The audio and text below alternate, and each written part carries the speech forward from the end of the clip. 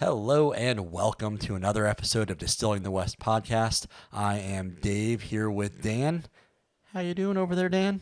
I'm doing great, Dave. I mean, we got a nice spring day in California. We took a little venture across the country virtually, and now we're bringing it back to Cali. Yeah. I gotta say, it feels slightly unnatural for me to kick it off and say, "How are you doing over there, Dan?" That's usually your thing, That isn't it? is, it is. But I kind of like it. Yeah, we're mixing things up a little bit. It lets me know you care about me, Dave. And I do. And I also care about Alchemy Distillery. Today we're going to be trying some of their Bond Quinoa Whiskey. When we were talking about this just a few minutes ago, I did not grow up with quinoa. It was new to me as an adult, and I 100% called it quinoa for the longest time, and no one corrected me. Yeah, this is a really, really unique whiskey. Not many folks have made it before because it's such a difficult grain to work with. I mean, there's not.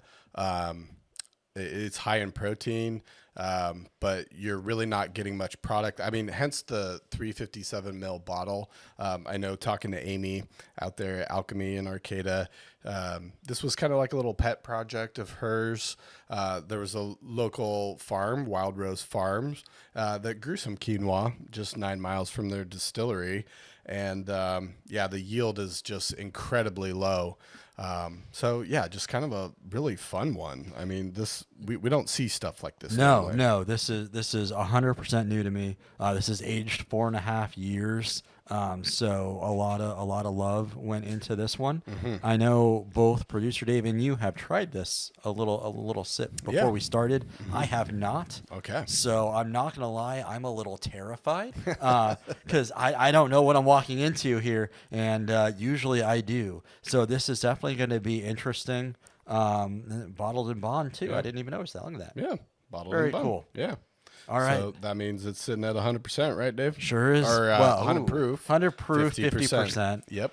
I was like, wow, they didn't do this 100%. They only did it 50%. Yeah. Is that and legal? you mentioned the age, 4.5 years, so it's got to be at least 4 years age to be considered bottled and bond. And we know from our interview with Amy and Steve, that was one of our first interviews. I believe that was like our second interview. It was number 2. Yeah, that they use strictly Demtos Napa cooperage for their aged spirits. So let's go in on the nose here, Dave. Oh wow, that is super grainy. I don't really have to open my mouth. I don't get an ethanol blast. Surprising, for 100 proof there. Got it right this time, Dave. And really a big grassy note on the nose. Yeah, for sure. I don't want to say it's not like anything I've nosed before. It's got that kind of almost a single malty, like grainy, grassy kind of note. Yeah, on the taste, it's really interesting. I get more of that grassy coming in.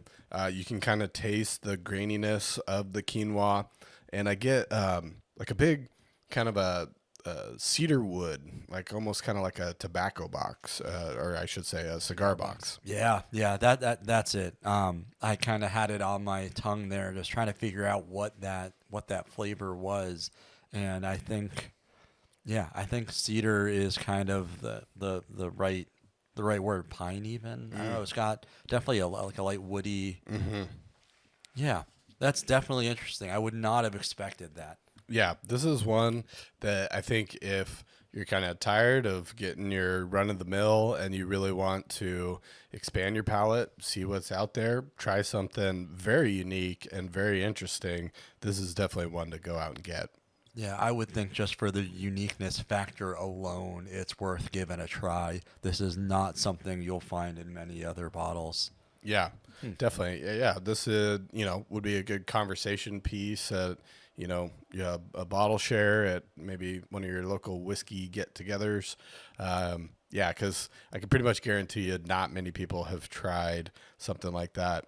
I think, if I'm not mistaken, E.H. Taylor maybe did a really? quinoa, and I don't know if it was 100% quinoa like this is, maybe it just had a quinoa component to it because, again, with the low yield, I can't imagine, like a major distillery is wanting to really go down the line too far on that. But yeah, this is a really fun experiment. Yeah, it really is. Just the uniqueness of the bottle is just, I don't know, out of this world. Really, it's not your typical whiskey. It's not something you're normally going to find on your shelf, and I think it's 100% worth trying.